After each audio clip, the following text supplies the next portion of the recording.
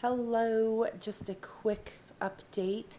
I received a phone call today from the surgery coordinator that she thinks she has everything to finally submit my information to insurance. This has probably been the biggest test of patience I've had thus far, just from the perspective of back in December. I thought I was pretty close to being through the process and then had to do the mandatory class on January 11th. There was some confusion between the surgeon and my primary care provider about what letter was needed. And I finally, after going back and forth a lot with the surgery coordinator, the surgeon, the primary care provider, called insurance myself and found out the doctor did need to write a letter. The doctor at this point was frustrated, so wrote a passive aggressive letter. And then I submitted that to the surgery coordinator. Me being the type A personality that I am, called the insurance company to see if it had been submitted or if they had received paperwork for my pre-certification, and they had not, which further frustrated me. So I've had a lot of frustration. I feel like it should have all maybe been submitted around January 12th, and instead we're on January 26th, and I am praying and hoping that it was actually submitted today, but I won't actually know until I call insurance to verify. So, hopefully, when I call insurance to verify, they have the paperwork. It would be really awesome if it was magically approved, but I'm not going to hold my breath on that. This has been a game of patience for one of the least patient people in the world.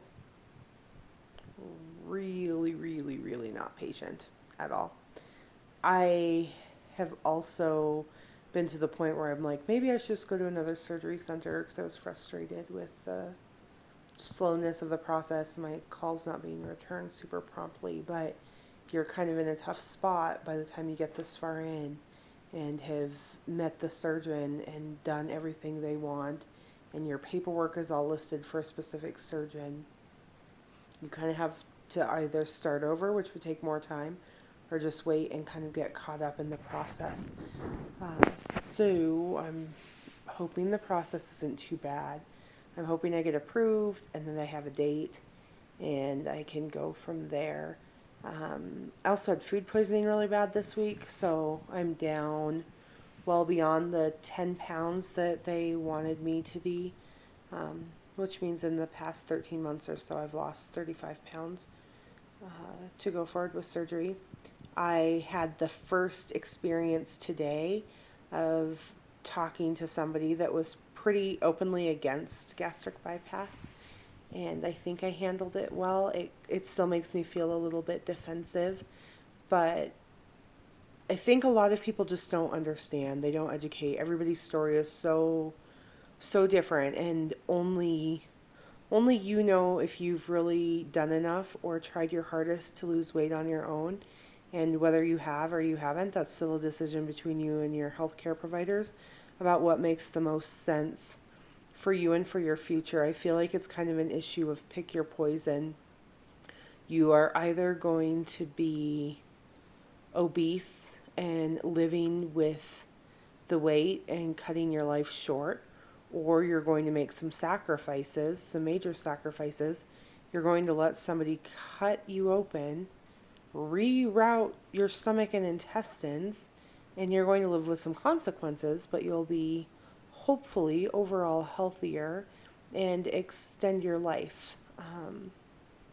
Not a lot of people get that. Not a lot of people support that. And I think it's easy for people who maybe haven't had the same experience of trying to lose weight and not losing weight to understand that.